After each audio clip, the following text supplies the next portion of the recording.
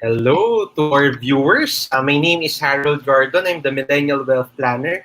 Welcome to the 10th episode of the Late Night Tambayan with TPG and MWP. If hindi ka makatulog at gusto mong magkape, sabay-sabay tayo magkape dito na lang tumambay kung saan tayo mag-chill and we will discuss personal finance and life in general. Partner? Yes, hello, good evening everyone and welcome to the first day of July. And kumusta yung mid-year ninyo? Na-evaluate nyo ba yung mga financial goals or yung mga goals ninyo? So, I'm Bill Christian Temanel, founder and content creator of the Prudent generation. Bakit ba namin sinimulan itong late night tambayan? Para magbigay ng value sa mga nagpa-follow or nagla-like ng the Prudent generation and ng Millennial Wealth Planner page ni Harold. Partner? Yes, so ito rin kasi yung mga time na tayo, di ba, ang hirap makatulog as millennials dahil minsan dami nating iniisip. So, kesa na mag-isip lang tayo or mag-browse lang tayo ng internet at minsan ba parang nagugulat tayo tapos na pala yung time, might as well during this 11 p.m. to 12 midnight ay magkaroon tayo ng hashtag LearnFlix. So, we learn, yun nga, personal finance and mga alam mo yung mga general life realizations that can help us in our path towards financial freedom o financial freedom. So our topic for today is very important, no? I think this is important not only sa mga may anak na o bagong kasal, pero kahit isa kang single na millennial. At ang topic natin ay, ano nga ba yun, partner? Libre funding, no? Yes, magkano dapat na education fund 17 years from now. Harold? Yes.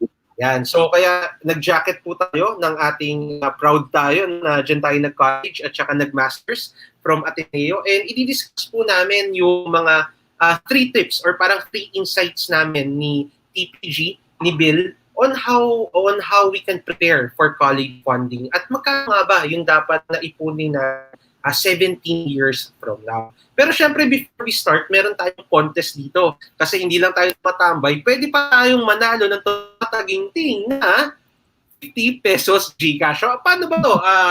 Ano nga ba to? Partner Bill? Yes, mag-tune lang po kayo from 11 p.m. to 12 a.m. and i-share niyo po yung Facebook live session from the Prudent Generation Facebook page and the Millennial Wealth Planner Facebook page. And mamaya po meron kaming tanong based sa topic natin for tonight. And kung sino po yung unang makakasagot and nag-share din ng ating live session ay pwedeng manalo ng 50 pesos GCash. Hindi po kalakihan and this is just for fun. Harold? Yeah. So, meron nga po tayong video sa ating YouTube channel, yung Harold Q. Gordon Millennial Wealth Planner, kung saan dinidiscuss natin doon na ang 50 pesos pala through GCash ay pwede kang bumili ng Bitcoin. So, hindi natin di-discuss dito yung Bitcoin, no? Medyo madugo po yan. Pero kung gusto niyo meron ng idea, pwede nyo i-click yung video na yon para matutunan natin kung paano bumili ng Bitcoin through GCash. Okay? So, shout out muna tayo, partner, sa ating mga loyal na watchers, no? Sino po ba yan dito? Partner? Yes, shoutout ako sa mga nanonood sa The Prudent Generation page kay Ma'am Mary Joy Saberon, yung nanalo sa ating GCash kagabi. Kay Ma'am Christina Navela, yan, if you want to buy sinantulan o kaya laing, yan, pwede po kayong bumili. Or pwede nyo pong i-promote, Ma'am Christina, sa comment section yung inyong Facebook page. Kay Ramil Papuli, yan, loyal viewer natin, ka-Francis Alexandra Ituan. Kay Miss Ann Rosario, MDRT, hello po.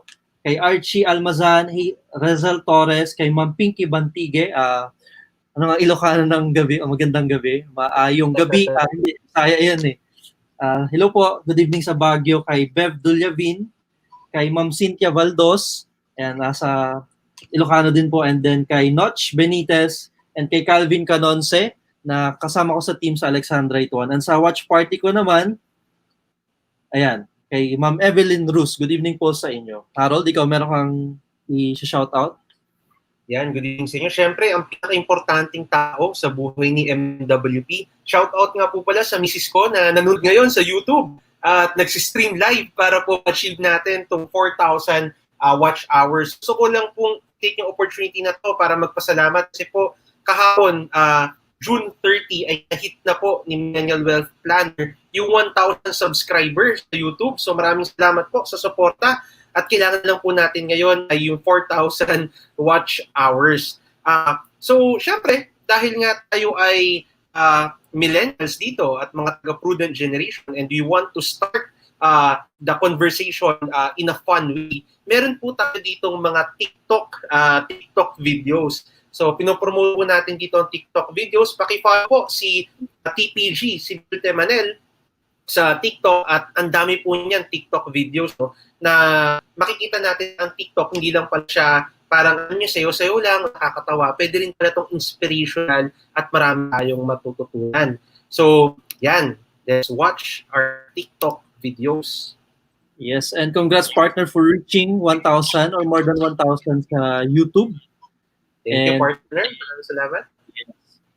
And ngayon nga, every night, we feature TikTok videos, not to bash, but naghahanap kami ng videos na pwede mag-inspire or makatulong o makapag-motivate sa atin. And this is our first TikTok video. Ito medyo educational siya. So let's watch the first TikTok video. How to start messages if you want to network on social media. Number 1, introduce yourself. I know this sounds so obvious, but I can't tell you how many messages I get where people expect for me to either look at their resume, look at their profile, or do my own research. Tell me who you are. Give me some highlights. 2, state the connection. Even if we've met before, remind me how we met or where you found me. 3, tell me exactly what you want. Don't ask me to coffee. Don't ask to pick my brain. Don't throw out a general idea. If you have a question, ask it then. If you want to do a project together, tell me exactly what it is. Value my time as much as you value my expertise. Thank you from Giselle Ugarte. And ano masasabi mo sa unang video natin, Harold? Yeah, no, partner, no. For us, I think this is very important, especially for mga freelancers, sa ating mga financial advisors o sa ating mga licensed brokers, no, yung mga nasa real estate or nasa sales. Ako, partner, normally may prospect ako. Isa kasi sa ako personally, medyo nahihiya ako or alam mo yung parang cringe-worthy for me. Pag may nag-text sa akin, kamusta? Alam mo yung parang kamusta? Parang bigla ka magtatanong, bakit siya kamusta? It's either mungutang siya or magbebenta siya ng produkto. So ako, alam naman yung mga clients natin at alam ng mga prospects natin, nagpapakilala ka ako. So sinasabi ko, hi, who are you? As you have known, halimbawa, nasa True Life ako o ako yung Millennial Planner. Meron kami mga bagong products na ino-offer, blah, blah, blah. And then sasabihin ko, baka free ka to meet. So, wala na yung parang kamusta, how are you? Tapos yung biglang, hello, tapos ... So, maybe it's a professional way of connecting to and using social media, no, how we network professionally. Siyempre, may kanya-kanyang way naman tayo, may kanya-kanyang strategy. Kung nag-work naman sa yung strategy na, hello, kamusta? At hindi naman naiinis yung friends mo, ituloy mo lang din naman. Pero, for me, yun yung ginagawa ko, partner, no? Diretso ko dun sa normally, halimbawa, meron kasi namang hindi ko kakilala, halimbawa sa grad school, sa MBA. Sabi ko, hi, hello, I'm Harold Gordon, naging classmate mo ko, halimbawa sa leadership. Yun nga, as you may have known, nasa Prudent UK ako, and maybe you are interested sa insurance. So yun, direct to the point at pinapaalala natin kung saan tayo nagkakilala. Ikaw naman, partner Bill.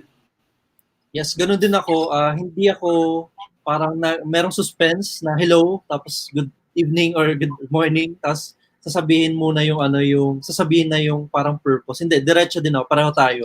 Na sa isang message, diretso na. Sinasabi ko na kung ano yung gusto kong maging message dun sa tao. And lagi ko rin to sinasabi sa mga talk ko about social media marketing na, ayun nga, yung video niya napakahalaga kasi yan, especially ngayon na ang daming online selling, di ba? Ang daming nagbebenta ng pagkain or ng service at ng kung ano-ano. And yun nga, marami tayong mapupulot doon mula doon sa video na yon.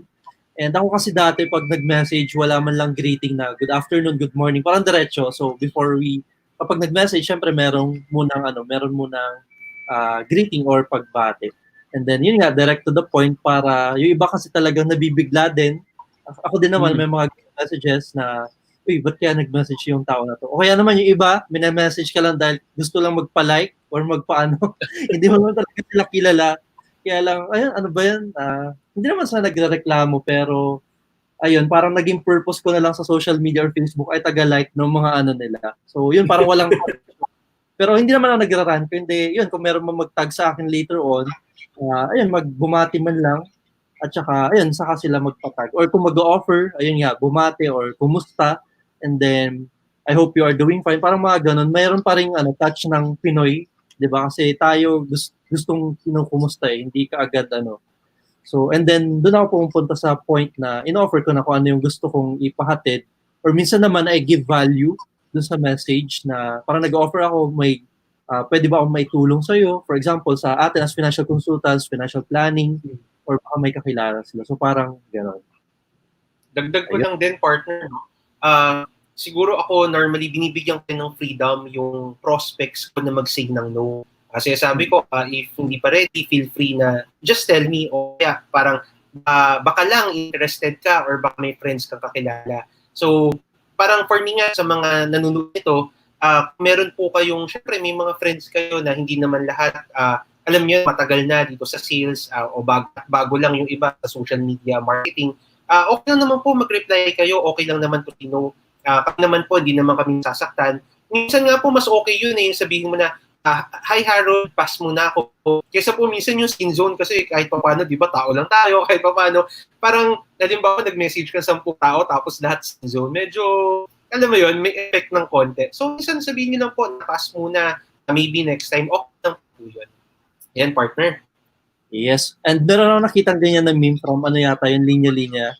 Parang, anuhin natin yung mga nag-ghosting. Yung mga nag-ghosting or hindi na nagre-reply. Actually, maraming guilty dyan na financial consultants, especially on my page. Halimbawa kasi kapag message or bin-view nila yung parang messenger dun sa page. Halimbawa ako kasi personal nagtatanong, how may I help you? Kahit financial consultant, baka gusto itanong about social media. And yun, mga pamilya din natin kasama sa crew. And pag na-message ko sila ng ganun, actually, hindi rin nila ako nare-replyan. Hindi ko alam kung bakit. Nakita ko naman na na-seen nila yung message. So, ayun, alam naman natin as financial consultants, tayo na yung mag-initiate na, ayun, pwede naman mag-reply. Kung, hindi sir Bila, meron lang, binino ko lang yung ko. So, mahirap bang mag-reply? So, parang ganon. So, as financial consultants, sana tayo marunong talaga ding, tayo na yung unang mag-initiate na mag-reply. Kasi yung ibang tao, parang na pare-realization kaya hindi rin nagre-reply agad sa halimbawa sa mga friends list natin sa Facebook, maaring yun nagulat dahil for a long time hindi ka nag-message or hindi ka niya kakilala tapos biglang nag-message. So sa mga ganun naman, pwedeng mag-follow up message. So ayun. And napahaba yung natin discussion sa unang video. So ito na yung next video. Related naman siya sa topic natin for tonight. Let's watch this. All right. Hopefully, hindi mo to homework or hindi to essay assignment sa inyo. Pero here's my take on that. Sabi, if I agree with the statement na education is the key to success. Now, a quick crash course on articles. I actually don't believe that education is the key to success. Kapag sinabi mo kasing the, ibig sabihin, yun lang, siya lang, specific yun. Ibig sabihin, kung wala kang education, hindi ka talaga magsasucceed. Kasi siya yung susi eh. Pero I believe that education is a key to success. Ito siya sa maraming mga iba-ibang susi when it comes to success. Kasi hindi naman requirement ang edukasyon para mag-succeed ka in life. Ang dami dyan na hindi nakatapos na naging successful din. Pero it is one of the keys. So it's not education which is the key to success. What I would say would be this. Love for learning is the key to success. Kasi whether may degree ka o hindi, kung mahilig ka matuto, magsasucceed ka talaga. It's all about effort. Yes, thank you sa video from Coach Laika Maravilla. Isa siyang kilalang TikToker and YouTuber and nagdi-discuss siya about motivation, math, and English. And bihira yung tao na gano'n, na magaling na sa math, magaling na sa English. You can follow or explore her on TikTok. Ano masabi mo dito, Harold? Meron akong sa sinabi niya, quote-unquote, love for learning. And isang patotoo dito si Harold kasi patuloy na nag-aaral. Ay, totoo yan. So, malaki lang po ako pero isa po akong nerdo. Mahilig na po tayo mag-aral, sabi ni Brother Bill. And I agree ho, no? Naniniwala kasi ako dun sa concept, dun sa sinabi ko. Hindi ko alam si Steve Covey ba nagsabi nito or si John Maxwell. Sabi niya, when we stop growing, we start dying. So parang halaman po yan, no? Yung halaman, pag hindi na siya nag-grow, nagsastart na siyang mamatay. So parang yung learning or yung education, pwedeng hindi siya degree. pwedeng hindi ka lang talaga mag-aral ng kung ano-ano mga bagay. Pero kasi you believe that through learning, you can grow and you can help other people. So, napakaganda ho ng topic natin ngayon kasi yun yung i-discuss nga natin. It's about education and how we can prepare for college funding. And totoo po, nag-agree din ako kasi ang daming successful na tao na hindi naman college graduate.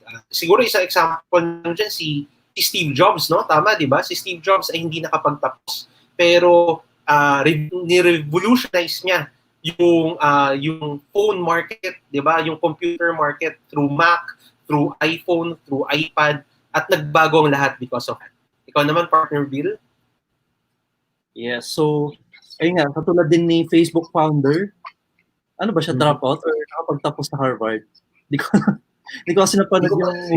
Pero parang parang alam mo hindi siya yung masyadong studious na kailangan, 'di ba, mataas ang grades ko, 'di ba? Medyo siya, 'di ba, rebel, parang Yeah, so yun, maganda sinabi ni Coach Laika na education is not the key but is a key to success. So the love for learning is talagang makapagdala sa atin sa mga goals natin. Kasi kahit graduate na tayo, nakatapos halimbawa yung iba ng doctorate or ng PhD, yung iba nagpo-postdoctor pa, talagang they love learning. Pero at the end of the day, ayan, nasa atin pa din yung magiging magiging final call, kung ano yung magiging destiny or magiging kahihinatnan ng buhay natin. And remembering from the book of Robert Kiyosaki, di ba? Meron yung Rich Dad and Poor Dad. Si Rich Dad at saka si Poor Dad, ang goal niya talaga sa anak niya ay makapag-aral para later on magkaroon ng magandang trabaho or makapag-aral para magkaroon ng magandang trabaho yung anak niya. And si Rich Dad ay, ayun nga, nagkaroon ng business. So, ayun, later on, so nakita naman natin kung ano yung naging outcome doon sa dalawang tatay doon sa nila. And mamaya itutuloy ko yung discussion about that. And before sa natin featured content creator, shout out ulit ako sa mga nanonood sa aking timeline, kay Orvin, kay Ryan Imata, kay JP Moniz, UMJP, good evening, kay RJ, kay May Sepe, kay MJ Bon Santos, kay Ma'am Elong Ramirez, kay Sir Ben, yung teacher ko nung college sa Central Luzon State University. Hello po, musta sir? Ayos naman po ako. Kay Rodolfo Francisco, kay UM Neil Berdin. Yan, youngest, I think one of the youngest UM sa crew. Kay Joshua, maayong gabi sa CDO. Kay Frank Ola, kay Mark Cody Organo. So, pwede nyo pala i-promote yung mga kapwa natin financial consultants. You can promote your Facebook pages sa ating comment section. So, ito naman yung ating featured content creator. Sabi ni galing kay Kuya Romel Design, sabi dito, wag mong tawanan kung hindi maganda ang gawa. Turuan mo, takpan, dahil kagaya niya, nag-umpisa ka rin na walang alam. Ano masabi mo dito, Harold? And tama, no? Kasi di ba normally sa social media, pag meron tayo mali na na-post or minsan may mali tayo na nagawa, parang ang daming nung babash. Kung tutusin po ako nung nasa college, syempre, pag sa Ateneo, di ba, parang minsan pag may mali grammar, alam mo yung mga Pilipino, di ba, pag may mali sa grammar or may mali sa pronunciation, medyo may effect ng konti, pinagtatawanan or ganyan. Pero ginawa ko po na parang challenge to improve myself. At pati po talaga sobrang broke pag nagsalita ako ng English, sobrang mali yung grammar ko. Pero because of Toastmasters, yun po, tinuruan nila tayo kung paano magsalita, binild nila yung confidence, at tinuruan nila. Ang sabi nga dun sa Toastmasters, na parang lahat tayo simula na beginner, and we will help each other to go and to learn. So sana po ganun din yung natin, yung sabi ko nga yun sa mga kabako na sabi ko, huwag yun naman ako pagtawanan kasi hindi talaga alam yung tamang pronunciation eh. Sabihin nyo sa akin paano i-pronounce para matuto tayo at di tayo magkamali. So yun po, tingin ko it's important for us not only to, instead of criticizing, we can be a blessing to other people by correcting them, di ba, and helping them to become better. Ikaw naman, Brother Bill. Yes, disclaimer po pala, our opinion does not reflect our company. Ayan. So, nakaka-relate ako sa ganito. Kasi as content creator, ang dami kong na-encounter. Minsan na-bash na ako. And minsan, may na-post ako na video and nag-comment siya na BOBO, parang gano'n. So, parang sa akin, ang sakit masabihan ng gano'n.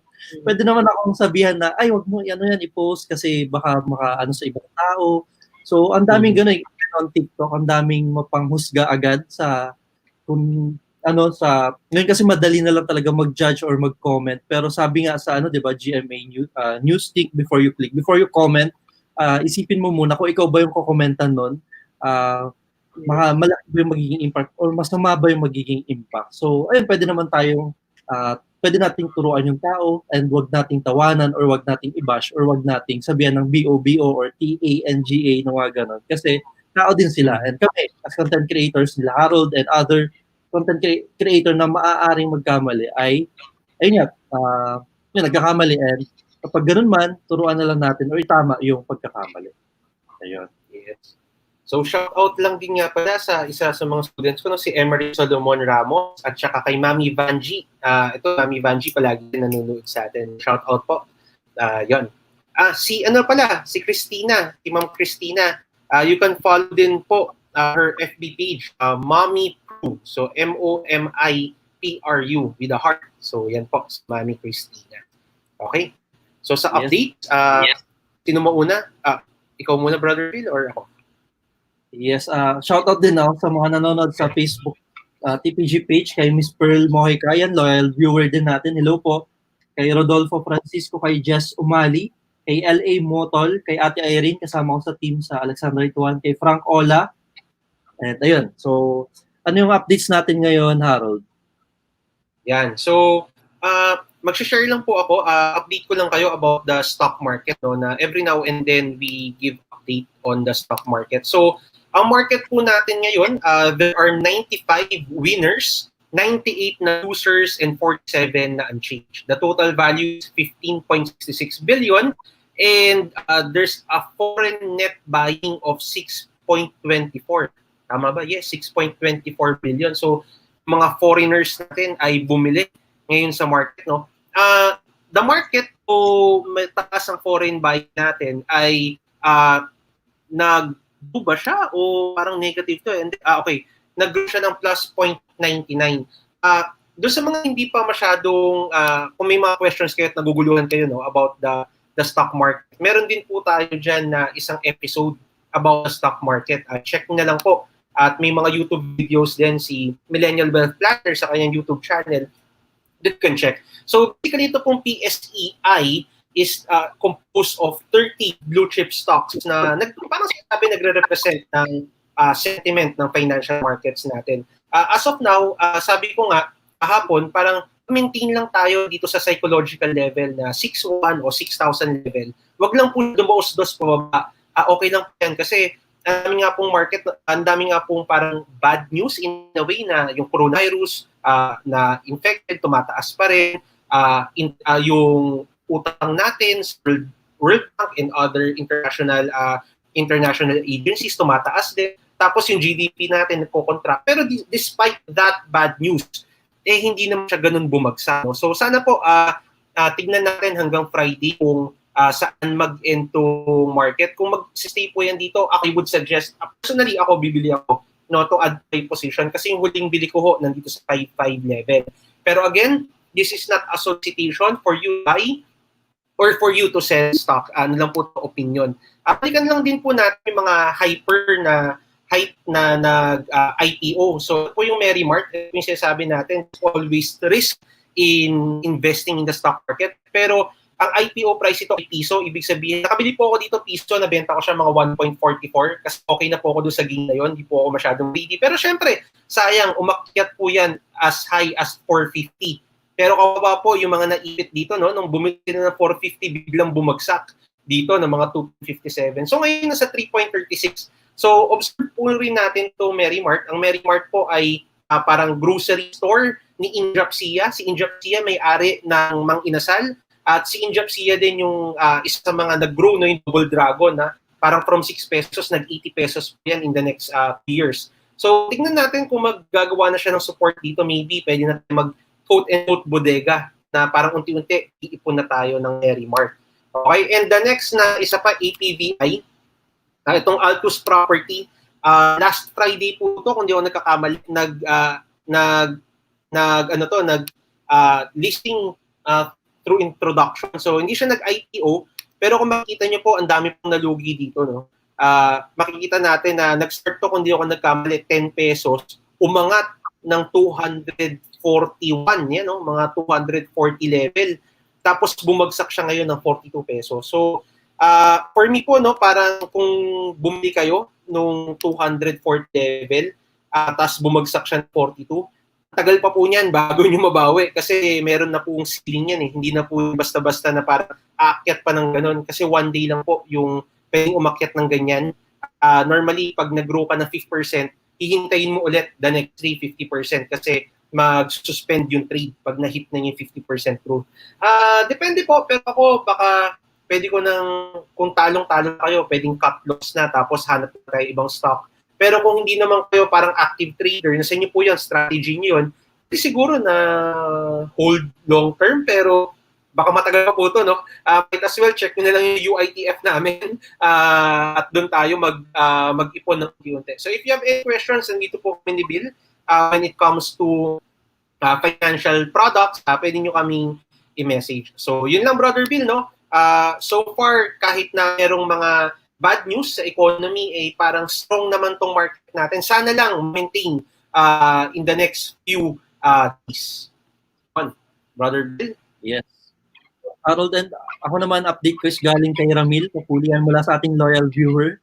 Sabi niya dito, breaking news effective July 1, so that's today, you may now use GCash to fund your COL account. So sa mga nagte-trade or gumagamit ng COL para mag-invest, so pwede na kayo mag-transfer using GCash. So that's a good news because napakadaling gamitin ni GCash.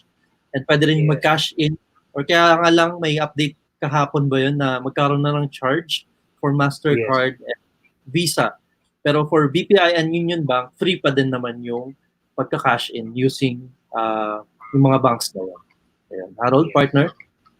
Yan. Ano ba yung topic for tonight? Yan.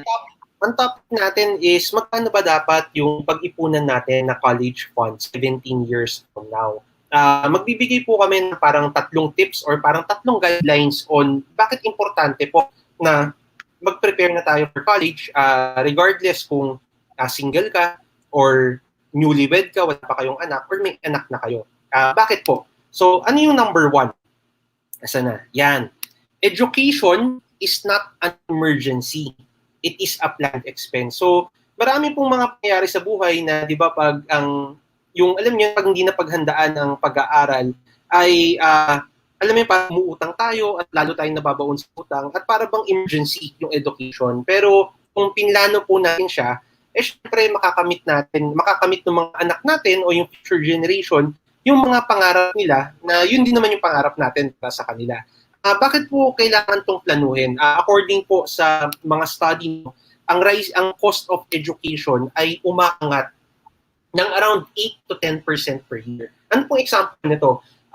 Ngayon po, kaya po ako nagkakape, kahit na 11:30 ng gabi na, ay kahapon po nakatulog si Millennial Wealth Planner ng 2:30, mga 3 a.m. Gumising ako ng 5 a.m. kasi po nag-entrance exam tayo sa MLQU or law school. Bakit law school? Isa po sa mga pangarap natin at tingin ko hindi naman siya conflict kay ProLife UK sa ginagawa natin ngayon dahil nandiyan naman po ang estate planning, no? Yung mga last will and testament o yung mga yan.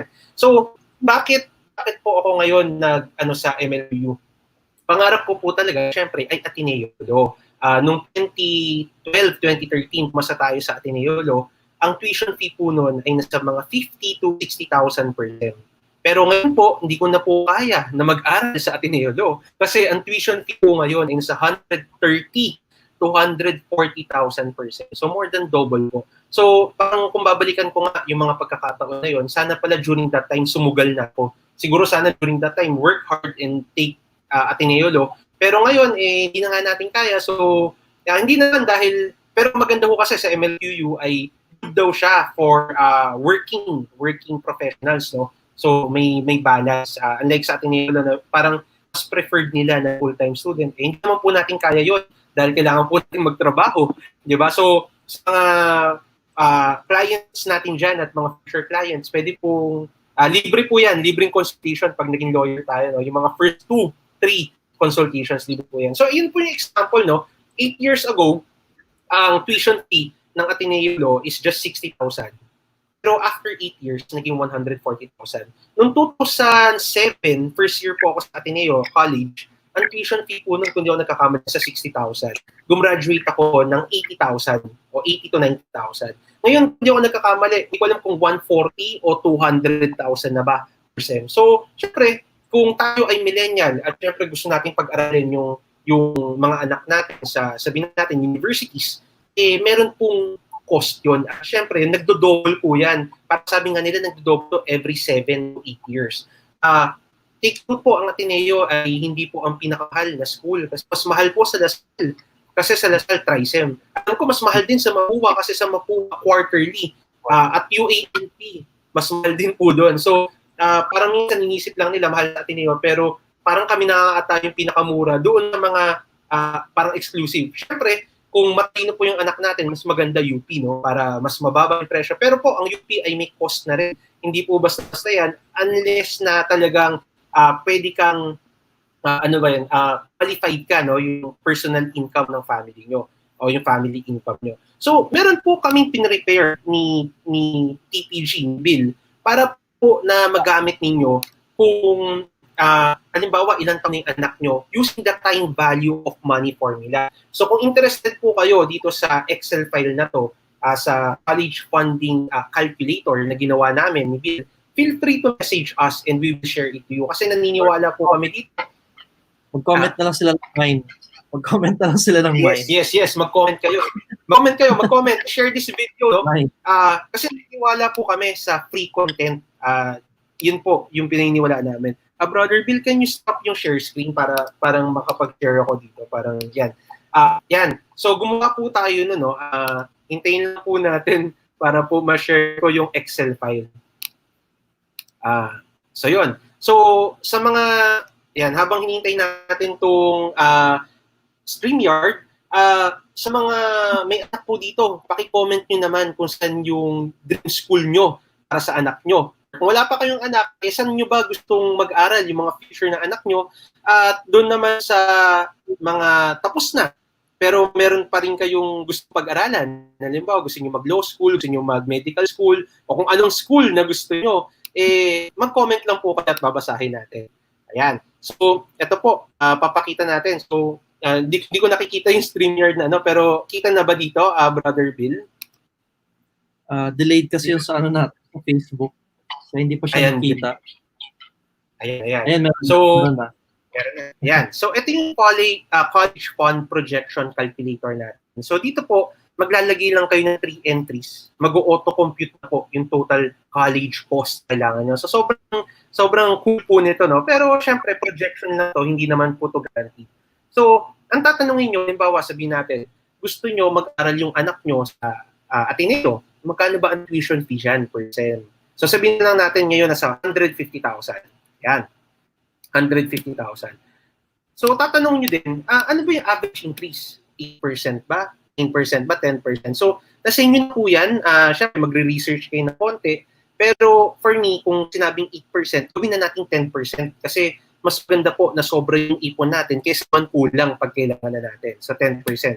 Ngayon ilalagay nyo po, ilang taon na ba yung anak nyo? Kung 0, di 0 pa. So, walang problema. Ibig sabihin, ang projected tuition fee per sem using the time value of money, tinuro po natin yan sa isa sa mga, i-replay nyo na lang po, isa sa mga episodes, hanapin nyo dun yung time value of money, ay nasa 750,000 per sem at 10% increase per year.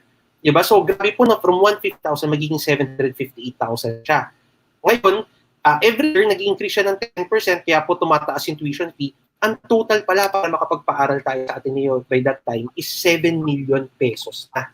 Okay? Sabihin natin 100,000. Ay, 150. Pero sabihin lang natin na MWP masyadong mataas yung 10%, gawin natin 8% increase lang. So, nasa 5 million. So, tama po yung projection natin sa ating pag-iisip. Parang mga 4-5 million nga yung tuition fee by that time. Pero syempre meron po sa inyo may mga anak na. Diba? Kung may mga anak na po kayo, sabihin natin yung anak nyo ay 4 years old at 150,000, 8%, magkano ba yung total cost? Yan. Nag-adjust po siya. Nag-adjust na po yung number of years before college. Kaya sabi natin 17 years kasi di ba meron K to 12 ngayon. No? So 30 years, by that time, nasa 3.6 million na po yung total college cost. So ito yung total college cost for the first year, second year, third year, and fourth year. So again, ang ganda po nitong nito no, yung college fund projection calculator na ginawa natin with PPG. Yun po, pwede nyo sabihin na hindi, ayoko naman natin yun, gusto ko yung medyo simple lang, yung mga 75 o mga 50,000 na lang percent. So sabihin natin 50,000 percent na lang, no? At 50,000 percent at 0 years old yung anak mo, mahal pa rin po pala siya kasi ang projection tuition fee percent is 185,000. So yan po yung makikita natin na yung inflation, yung pagtaas ng mga gastusin, yung pagtaas ng tuition fee. Kung sabihin natin, babaan pa natin itong tuition fee, ganyan natin 5% na lang yung increase every year, 114, magdo-double pa rin siya pagdating nyo ng, after 17 years, pag magka-college yung anak nyo. So kung interested po kayo dito sa ating calculator, college fund calculator, mag-comment po kayo at send namin sa inyo ito. So later, di-discuss naman, gumawa na rin tayo ng formula para malaman nyo magkano ba yung dapat yung isave kung ito yung target nyo. So, yun. Kung interested kayo, no, paki-comment naman na interested ako na okay ako, gusto ko yung college fund calculator. Pero bago yan, punta muna tayo sa second tip na i-discuss ni partner Bill. Yun. Yes. Thank you, Harold, for sharing. Education is not emergency. Parang ano din yan, sa pagbubuntis, di ba? Before ipanganak yung mga bata, parang sa pagkakaroon ng health card. Ayan, ang dami kasi nag-i-inquire usually na kapag nagkaroon, yung iba bibili ng health card kasi gusto nila ma-cover yung panganak.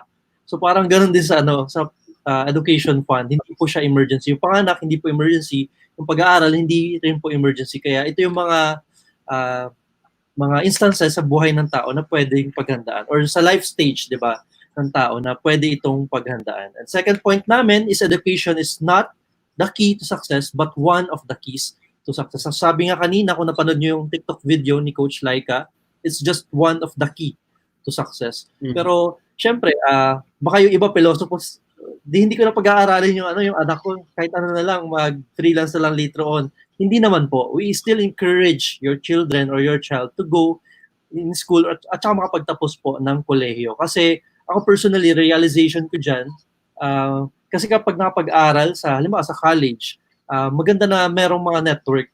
And di ba usually yung mga nagiging classmate dun sa kapag college, and pag nagkatrabaho na, usually sila din yung nagiging network later on or takbuhan kapag may kailangan or halimbawa tayong Harold or partner, di ba kapag naging financial consultant, meron tayong mga naging clients from our classmates no college or si Harold nung nag-MBA siya.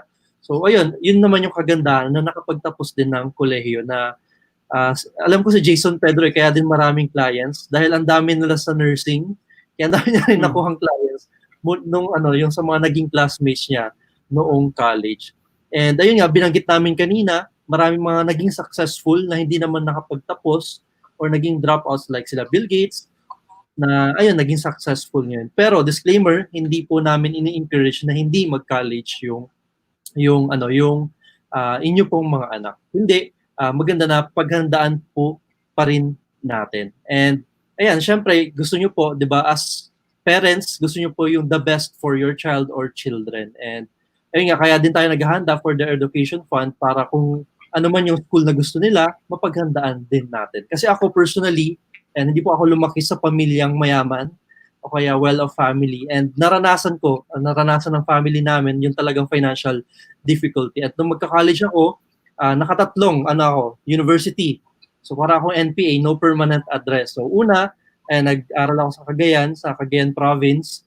And nag-stop muna ako kasi ayun nga, may problem with our finances.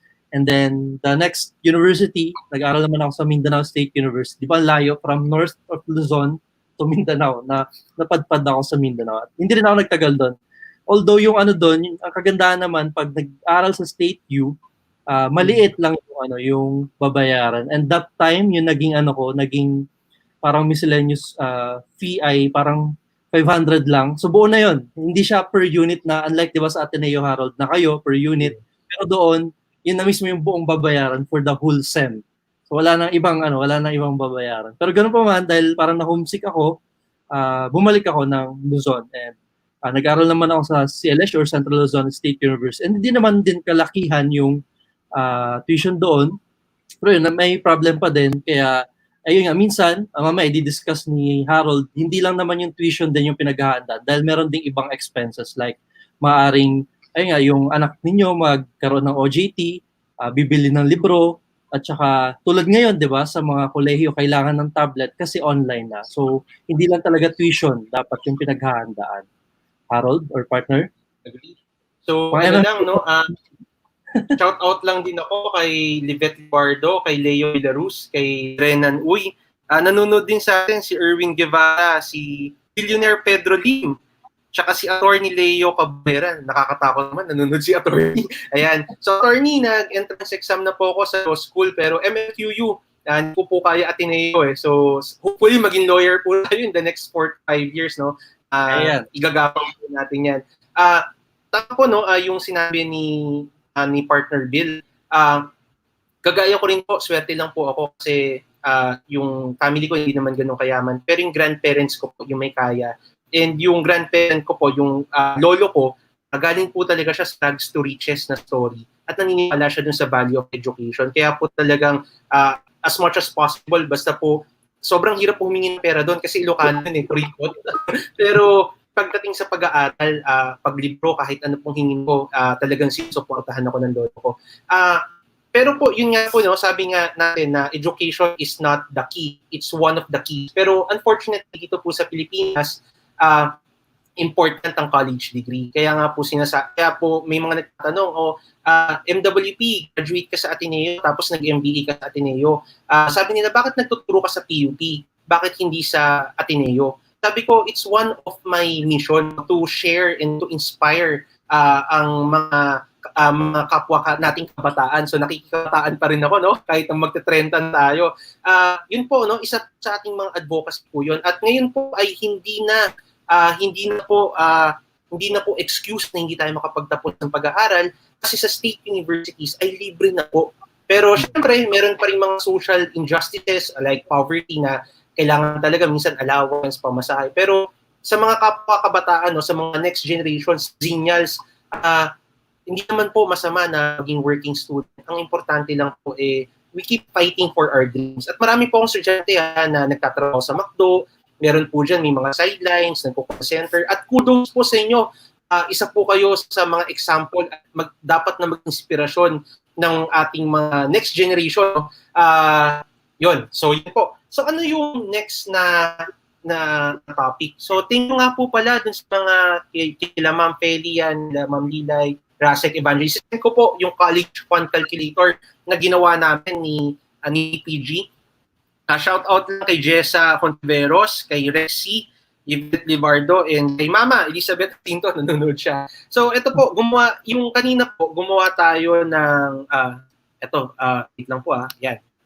So gumawa tayo, yan po, nakikita na po ba sa screen? Ayan, gumawa tayo ng calculator, no? Yung college fund calculator natin para dun sa mga, alam nyo yun, yung kung ilang taon na dito, ilagay mo ilang taon na yung anak mo, ilang percent yung increase ng tuition fee per year, tapos ano yung average tuition fee per SEM. So, ang example po natin dito, sabihin lang natin na 50% yung tuition fee per SEM, at nag-i-increase siya, sabihin na natin 8%, no? Kasi yan naman yung average na sabi, yung sa study. At yung anak mo ay 0 years old pa o baby pa lang siya, ang tuition fee po niyan per SEM, pagdating niya ng 17 years old, nasa 185,000 na. And using this formula, nag-increase po yan every year. Kaya ang total cost po natin, total college cost natin is 1.6 million. So gumawa na rin po tayo dito ng formula. Isisend po namin sa inyo to kasi again, naniniwala po kami sa free education, di po namin to papabayad. How much yung kailangan mo i-save per year? So dito po, ang ilalagay mo lang yung interest kung saan mo i-invest yung pera mo. Kaya yan lang po yung pinaka-importanting part dito. Kasi dito, automatic, nakalagay dito may 17 years ka para mag-ipon. So, iiponin natin itong 1.6 million, automatic magsisave ng 98,074 per year. Didipin natin by 12, that's 8,172. Pero dito po pumapasok, no, yung financial advisors nyo. Kaya nga po kami dito ay hindi lang kami dito nagbebenta ng insurance, ng life insurance, o ng mga financial plans. we make sure na kahit paano we can supplement no kung ano po yung mga pangarap natin sa mga anak natin. So sabihin na natin medyo conservative ka. Gusto mo invest sa bonds. Sa bonds, sabihin natin 4%. Again, this is not guaranteed. It can go up, it can go down. At ngayon po, medyo weird ang financial markets natin. Dati kasi pag tumaas ang bonds, bababa ang stock. Pag tumaas ang stocks, bababa ang bonds. Pero ngayon, parehas sila sabay bumababa, minsan sabay silang tumataas. Sabihin natin 4%. Sa 4%, kanina po kasi at 0%, no? 0%, 8,000 yung kailangan mong i-save. Yan po Pero pag ginawa natin 4%, 5,863 na lang. So hindi na talaga ganun kabigat. Again, sabi natin sa number 1, no? Number 1 advice natin, education is a planned expense. It's not an emergency. So napagpaplanuhan pa na siya. Pero tignan niyo po, no, kung halimbawa ilalagay natin to sa equity fund. Sabihin natin, nag-grow ng 8% kasi ang equity kaya naman yan 10 to 11. Pero sabihin natin 8% conservative. Magkano yung dapat natin i-save per month? Ang kailangan natin i-save is 4,000 pesos per month. Lumiliit po siya. Kung i-divide ko to by 12, that's 340, divide by 30 pala. Sorry, bakit 12? Divide natin by 30, that's only 137 pesos per day. So ano ba yung mabibili ng 137 pesos? Siyempre po, pag nagkaanak tayo, halimbawa, gusto nyo na mas magandang school. Lahat naman ng school, nasa estudyante pa rin yan, no? Pero yung 137 pesos, pwedeng i-give up mo yung kape. Pwedeng i-give up mo. Sa mga millennials na may kape, pwede makakape. Kung bisyo tayo, Yossi, sa kaha, 100 pesos. So, give up natin Yossi para sa future ng anak natin. So, nasa inyo po yun, no? Again, this is just a guide. So, napakaganda po ng calculator na to kasi at least na-check nyo na magkano yung monthly na pwede, na kailangan nyo i-save. So, adjust nyo lang po yan. Pag ginawa nyo 10%, naging 3,000 na lang. Pero sabihin na lang natin, Ateneo ulit, base natin sa Ateneo, 150,000. 150,000 per sem na po kasi ngayon. Assumption natin, no? 8% growth. Pagdating po niya, pag 0 years old pa yung anak nyo, pagdating 17 years old, ang tuition fee nun ay 555,000 na. Total cost, 5 million. So, magkano yung dapat natin i-save per year? Nasa 12,350 na po pala.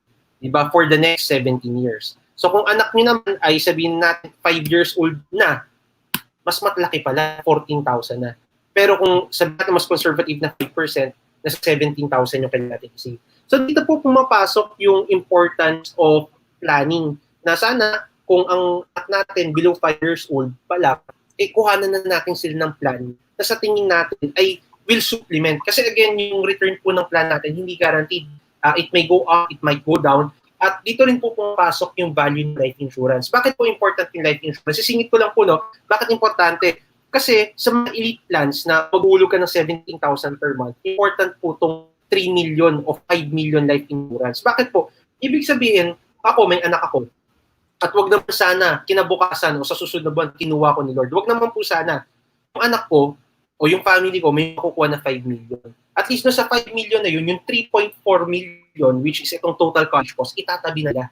Di ba, pang college. Tapos yung 1.5, yun yung matira na pwede nilang gamitin para makarecover at makapagsimula ulit sa buhay. So, sana po, medyo clear yun. So, ang ganda po nitong college fund calculator na ginawa natin with TPG. So, makikita nyo po dito, kayo na lang maglalagay ng average tuition fee per sem, average percent increase, age ng child nyo, at mag-auto-compute na po siya at kung saan nyo isi-save.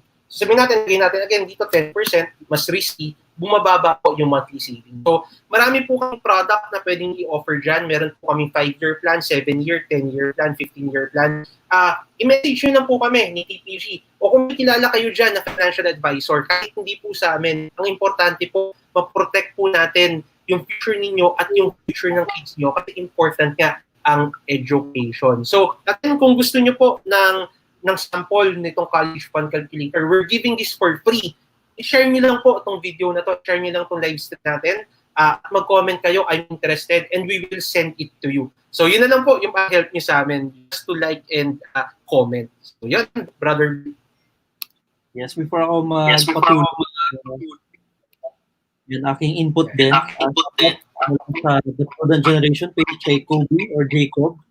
So, kay Bernie Precones, kay Miss Feli Marquez, kay Ma'am Lucy Alilio, kay Lilay Abion, Rasek Indeng Jr., kay Arze Marie, kay UM Marvin Macaraig, kay Kari Isaac, kay Michael John Haban, at kay Fran Del. And yan, thank you po sa panonood, and ayun nga, maganda or mahalaga na maganda tayo sa education fund ng mga magiging anak natin. Especially si Harold, ayan, later on, magkakaanak na din yan sila.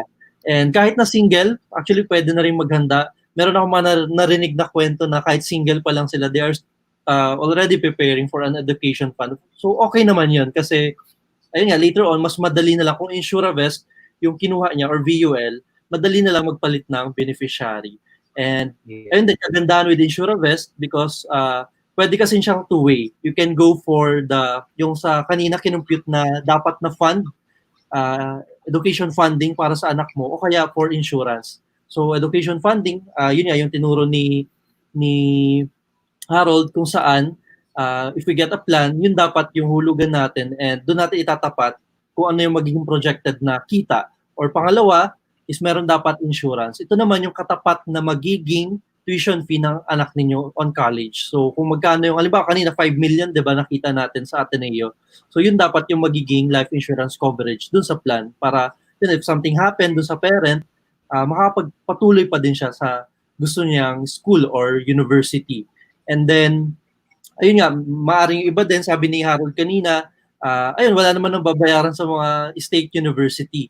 So hindi na ako mag-prepare for an education fund for my children. Hindi po, sabi nga din ni Harold kanina, emphasis na meron pa ding mga expenses like books, karamihan naman na magiging online like tablet, and yung iba diyan mag-OJT abroad. So malaki-laki din yung gagastusin.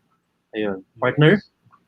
So dito rin po, kung single kayo, sabihin na natin na hindi, wala akong balak na magkaroon ng anak. Pero hindi natin masabi.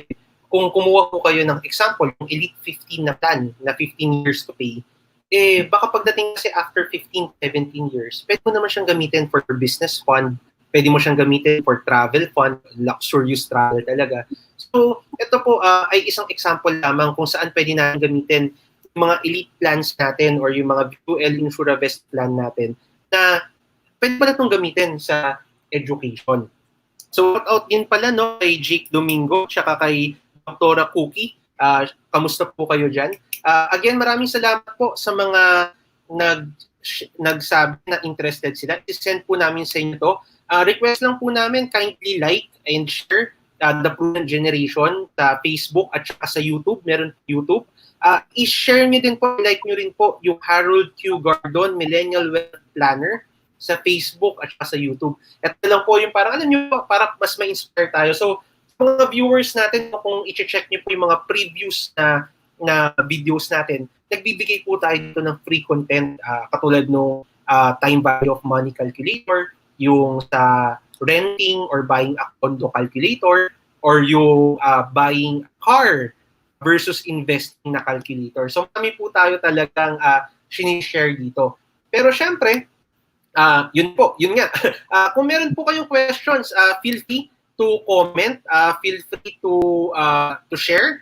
Lagay niyo po dito. At kung meron po kayong Facebook page o meron kayong online business na gustong i-share dito, i-comment lang po at i-post namin ngayon kasi again, dito po sa Late Night Tambayan with TPG and MWP ay naniniwala kami na tayong mga taga-Prudent Generation at tayong mga millennials, tayo po yung magtutulungan para umangat po tayo. So, yun po. So, ano yung mechanics? Ano po ulit mechanics, partner Bill, ng ating contest? Yan. Yes. For you to win the 50 pesos GCash, so sana po na-share na po ninyo yung Facebook live session from the Prudent Generation page or MWP Facebook page. And ayun nga, meron kaming itatanong. Ano ba yung tanong natin ngayon, Harold? And ang unang makakasagot sa TPG or MWP, siya po yung unang mananalo. And makikita po namin kung sino yung mga nag-share ng live session po namin. And wag niyo po pala kalimutan, doon sa live notification, i-click nyo rin po yun para every time na nagla-live po kami ni partner ni Harold ay na-notify po kayo. Ayan. Harold? Okay. So, again, dalawa po yung pwedeng manalo. Yung isa po galing sa TPG page, tapos yung isa galing sa The Millennial Wealth Planner page. So kung may mauna sa Millennial Wealth Planner, punta po kayo sa TPG, doon kayo comment, di ba? Tapos mananalo kayo ng 50-50, so 100. Again, po ganun kalaki ito. Pero hindi ganun kalaki tong 50 pesos. Pero yung 50 pesos kung everyday, di ba, 1.5 din po yan in a month. And again, meron po tayong YouTube video kung saan 50 pesos na yan ay pwede yung from GCash, pwede nyo ilipat sa Coins PH at pwede kang bumili ng Bitcoin. So check nyo po yung YouTube channel ni Harold Fugard, Millennial Wealth Planner. So bigyan natin time yung mga viewers natin, partner, na i-share muna itong videos natin. Mag-plug muna tayo ng mga upcoming episodes, tsaka syempre ng TPG mask natin. Kasi important po ngayon, dahil magko-COVID, no? Dahil hindi magko-COVID, pero dahil may COVID-19. Yung protection natin, yan na nga ang part ng everyday carry natin. Partner? Yan, shoutout kay Ma'am Christina Navela. Sabi niya, ano din daw siya, proud working student. So, yan. Pili po kami sa inyo. And kayo din po, kung naghahanap kayo ng extra income, or kung gusto po yung ginagawa namin as financial consultant, i-message nyo lang po kami ni Harold. So si Harold, based po siya in San Juan. Ako naman po sa Ayala. Kung accessible po kayo sa mga lugar na ito, you can message us and you can be a financial consultant, part-time or full-time. So kami po sa Alexandra Tuan, we have a career preview on Saturday at 7 p.m. Kayo Harold, kailan yung ninyo? Career preview. Baka mapagalitan ako ni DM. Alam ko may career preview kami on Saturday 4 p.m. If you want to join our team, no, message nyo lang po ako. Again po, dito dahil because of new normal, ay pwede ka na rin pong maging financial advisor by attending online trainings as of now. So take advantage po at the comfort of your homes, ay pwede kayong mag-aral and we can secure lives. Hindi po kami dito nagre-recruit dahil po parang kumita. Nagre-recruit po kasi kami dahil naniniwala kami na kailangan pa po natin ng maraming financial advisors para ma-secure ang mas maraming Pilipino. Kasi as of now po, 108 million tayong Filipino pero ang insurance penetration rate is just 1.6% or 1.5%. So ang laki pa po ng market natin na kailangang i-secure. Partner?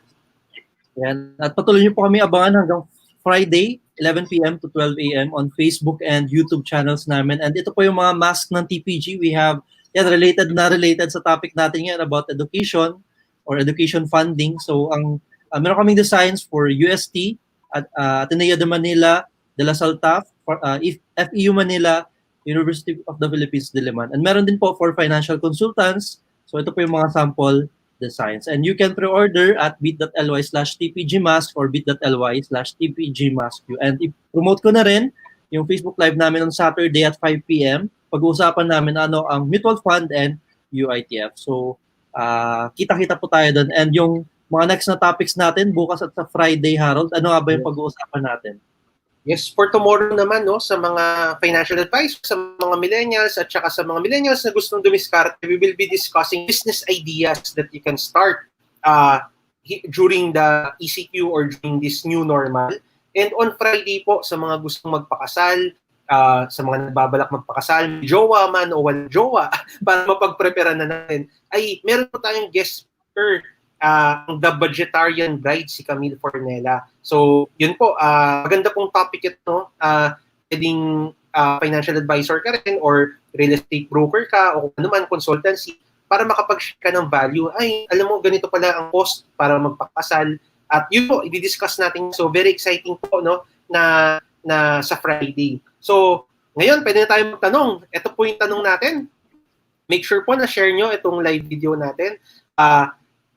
So, ang tanong natin, education is a blank expense and not an blank. Okay? 2 words po yung sagot natin. No? Education is a blank expense and not an blank. Okay po? Hintayin natin. Yan. So, yan. Sige, go, Brother Bill.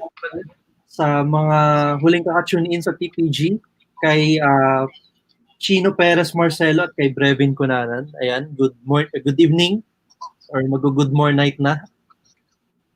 Yun, Ayan. Mami Vanji.